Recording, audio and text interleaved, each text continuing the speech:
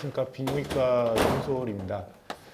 제가 오늘 다뤄볼 주제는 이제 남성 이제 노인분들에게 많은 저 BPH 치료 중에서 수술 방법 중에 하나인 유로리프트와 홀랩 이 두 가지를 좀 소개를 하고 좀 비교를 좀 다양한 측면에서 좀 비교를 해보도록 하겠습니다. 공지에서 유로라이프라고 나왔는데 정식 명칭 유로리프트입니다. 예, 계속 그렇게 보도록 하겠습니다. 다음과 같은 순서로 진행을 먼저 하겠습니다. 먼저 BPH부터 간단하게 소개를 드리겠습니다.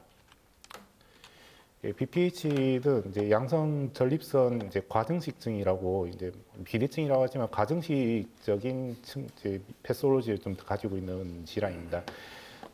이제 정상적인 이제 프로스테이트에서 프로스타틱 유레스라가 이제 소변을 잘 배출을 해야 되는데 이 감싸고 있는 트랜지션 존에 있는 스무스 머슬과 에피셀리알 셀들이 증식을 하면서 셀 카운트가 늘면서 유레스라를 이제 좁게 이제 압박을 하게 되고 이로 인해서 이제 하부 요로 증상, 러츠가 발생을 하게 됩니다. 이로 인해서 이제 이 증상들이 잘 개선이 되지 않으면 컴플리케이션으로 이제 잔뇨들이 증가하고 이로 인해서 UTI, 이제 블래더 스톤 디스펑션, 하이도네프로시스, 신기능 장애 이런 것들이 좀 진행이 됩니다. 그래서 저희 진료 임상 현장에 방문을 하시면은 이제 러츠로 방문을 하시는데 이제 다양한 워크업들을 해서 BPH라고 진단을 하면 제가 주로 이제 치료 계획을 방향을 잡으면 메디케이션 혹은 이제 오퍼레이션 두 가지를 이제 방향을 잡게 됩니다. 이 중에서 오퍼레이션은 어떤 상황에서 주로 하게 되느냐면 메디케이션을 충분히 했을 때도 효과가 잘 없거나 아니면은 이제 컴플리케이션으로 발생하는 리텐션, UTI, 옵스트럭티브 네프로패시, 스톤 등이 좀 반복적으로 나타날 때 좀 할 수 있다라고 권고를 하고 생각을 하고 있습니다. 그래서 이런 알고리즘을 좀 이제 참고를 해서 다양한 방식의 수술들이 이제 계획을 하는데 실제 임상 현장에서 많이 주로 하게 되는 거는 TURP와 홀랩입니다. TURP 홀랩 이제 나중에 어떻게 할지 간단하게 소개를 해드리겠고 이와 이제 요즘 트렌드에 맞춰서 또 미니멀 인베이시브 서저리로 이런 유로리프트, 이제 워터 베이퍼 서멀 세라피 그리고 하이 프레셔 워터젯 세라피 등이 좀 개발이 되고 있습니다. 그래서 오늘 두 가지를 좀 소개를 해보겠습니다. 홀랩의 정식 명칭은 홀뮴 레이저를 이용해서 전립선을 적출하는 수술이라고 합니다. 이누클레이션 적출이라는 용어인데요. 이제 레이저를 이제 의료 현장에서 많이 사용을 하는데 이제 이 광증폭 에너지, 이 광출력 이제 고도의 증폭된 광출력 에너지를 이용해서 이제 타겟셀을 이제 디스트럭션 하거나 아니면 인시전 코아귤레이션 대체하는 그런 프로시저에 활용을 할 수가 있습니다. 유로로지 현장에서는 이제 과거에 KTP라는 이제 전립선 수술이 좀 유행을 했었고요. 지금은 이제 주로 툴륨 약 레이저나 홀륨 약 레이저를 주로 쓰고 있습니다. 이 레이저들을 어떻게 활용하느냐? 이제 어블레이션 하는 방법이 있었고, 리섹션 하는 방법들이 있었고, 이런 방식들은 지금은 잘 사용을 하진 않습니다. 지금 이누클레이션이라는 방식을 스탠다드하게 하고 있습니다. 개념이 좀 잘 와닿지 않으실 텐데 한번 그림을 보시면은 이게 어블레이션은 아니지만 어블레이션 하는 방식이 이렇게 티슈들을 직접적으로 지지는 방식이라고 보면 리섹션은 이건 TURP 방식인데 이렇게 티슈들을 조금씩 잘라내는 방식을 리섹션이라고 볼 수가 있고요. 여기가 이제 홀랩의 술식입니다. 예전에 고전 이제 전통적인 방법으로 오픈 프로스타텍토미가 이제 있었는데 블래더를 인시전해서 블래더 넥을 통해 이 트랜지션 존의 아데노마를 이렇게 다이섹션하고 덜어내는 방식이 있었습니다. 지금 로봇으로 그런 수식이 가능한데요. 이거를 이제 내시경적으로 구현한 게 홀랩이라고 보시면 됩니다. 레이저를 요 프로스테이트 아데노마의 플레인을 잡아서 다이섹션하고 이 전체 아데노마를 이제 모슐레이터라는 기계를 통해 이제 잘게 갈아서 뽑아내면 됩니다. 그래서 이제 이제 티슈를 리트리브하는 방식이 오픈 프로스타텍토미랑 비슷하기 때문에 이 둘을 비교했던 스터디가 과거에 있었고, 이 내용을 보시면은 이제 홀문 그룹과 프로스테텍토미 그룹을 이제 비슷한 환자들을 나누어서 봤더니 이제 5년 동안 추적 관찰했을 때 증상의 개선 정도, 그리고 피크 플로우, 요속의 증가, 잔뇨량의 감소 모두 다 비슷한 유사한 결과를 보였습니다. 그 뒤에 레이트 컴플리케이션이나 아니면은 재치료의 발생 비율 또한 비슷하게 나와서 이 스터디에서는 둘을 비교했을 때 효과가 거의 비슷했다. 홀랩이 좀 더 엔도유로로지컬하기 때문에 덜 인베이시브하다라고 보고 좀 더 대안적인 치료라고 이제 결론을 내렸습니다. 그 홀랩과 유사한 방식의 엔도유로로지 프로시저가 TURP가 있습니다. 아까 보여드렸던 이 방식의 수술인데요.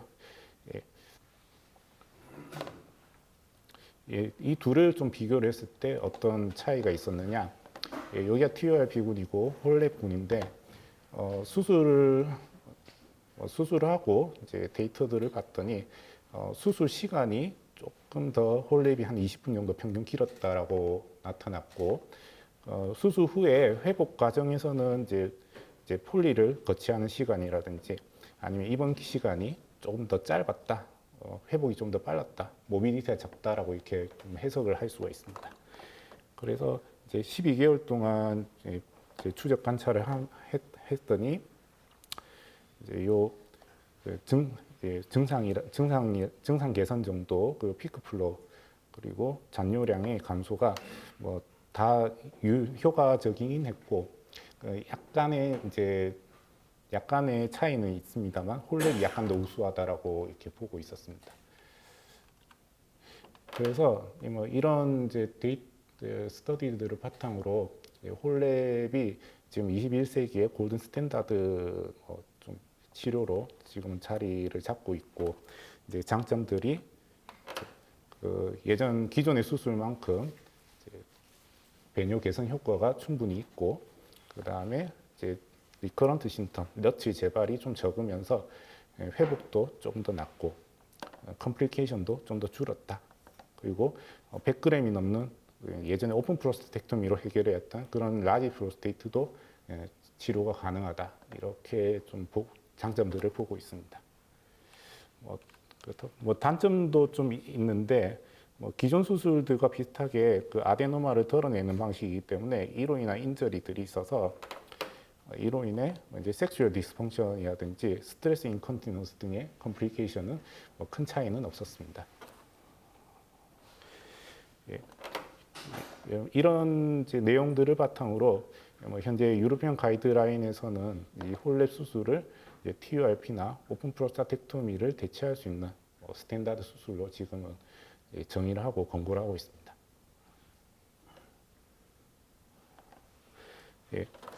유로리프트에 대해서 좀 이제 소개를 하겠습니다. 정식 명칭은 프로스테틱 유레스랄 리프트고 유로리프트는 상품명인데 지금은 소개되어 있는 제품 자체가 그거밖에 없어서 그렇게 부르고 있습니다. 기존의 수술들, 아까 설명드렸던 그 TURP나 홀랩 같은 수술들의 이제 개념이 이제 티슈를 아데노마를 이제 드러내야 되기 때문에 그 과정에서 이제 환자들의 좀 불편한 증상이라든지 이제 컴플리케이션들이 좀 발생할 수 있다. 이런 것들을 좀 개선을 해야겠다라는 개념으로 이제 미니멀 인베이시브 프로시저들이 개발이 되었습니다. 그 중에 이제 유로리프트는 2011년에 이제 다음과 같은 저널에서 소개가 처음 되었는데, 개념 자체는 단순합니다. 그 이제 프로스테틱 유레스라가 좁아져 있는 거를 이제 그 트랜지션 존의 아데노마를 바깥으로 밀어내어서 확장을 시키면 이제 큰 컴플리케이션이 없이 너츠를 해결할 수 있겠다. 그런 개념으로 개발을 했던 치료법입니다. 그래서 이렇게 생긴 딜리버리 디바이스를 이제 엔도스코프에 이제 장착을 해서 이렇게 생긴 임플란트를 이제 각 프로스테이트 아데노마에 설치를 하고 트랙션해서 유레스라를 넓히는 시술입니다. 한번 영상을 한번 보시겠습니다. System is a new minimally invasive technology designed to relieve urinary symptoms and improve quality of life for men with an enlarged prostate 보이나요? caused by benign prostatic hyperplasia, or BPH. As the prostate becomes enlarged due to BPH, it presses on the urethra from the outside and causes it to become blocked.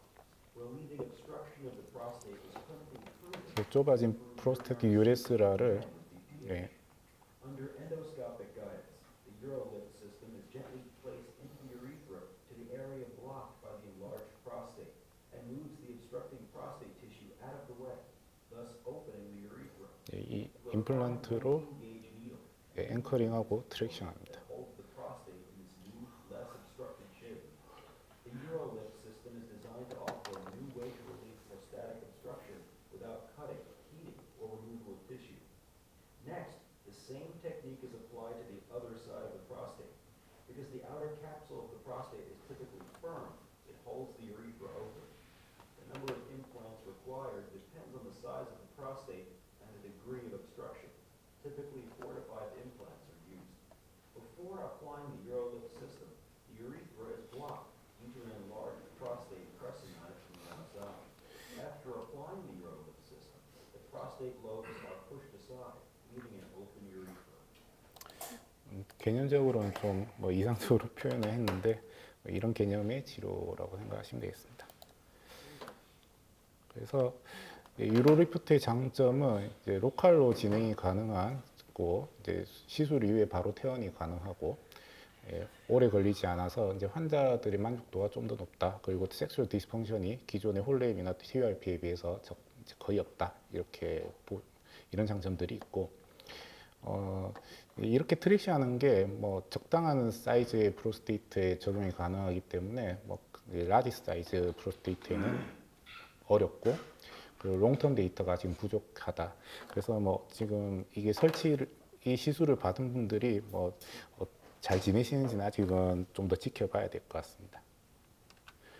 그래서 인디케이션을 조금 스트릭트하게 잡을 필요가 있어서 지금 제안하고 있는 인디케이션은 이제 TRUS 기준으로 이제 프로스테이트 볼륨이 20cc에서 70cc 사이일 때 좀 미드 사이즈 프로스테이트 그리고 메디안 로브의 이제 하이퍼트로피가 없어야 되고 블래더 넥이 이제 높지 않아야 하면 100g 이상의 프로스테이트에서는 홀랩이 더 나을 거라고 이렇게 보고 있습니다. 유로피언 가이드라인에서도 이제 말씀드렸던 내용들을 바탕으로 이렇게 권고를 하고 있습니다. 그래서 이제 두 치료 방법이 좀 어느 정도 특징이 명확하기 때문에 이거를 한번 좀 비교를 해보도록 하겠습니다.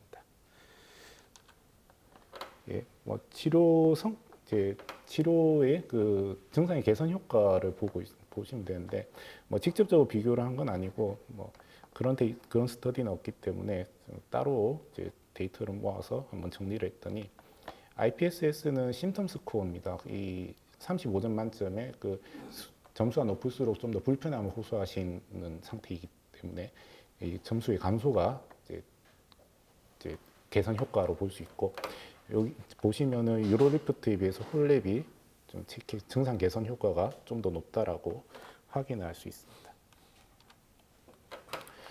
Qmax는 이제 최대 요속을 의미하는 지표인데 이건 얼마나 증가하느냐 봤더니 이제 홀랩이 유로리프트에 비해서 이제 개선이 이제 훨씬 많이 되었고 컴플리케이션 발생 정도는 이제 유로리프트가 좀 더 미니멀 인베이지브하기 때문에 이렇게 좀 적게 나타났다 이렇게 확인할 수 있습니다.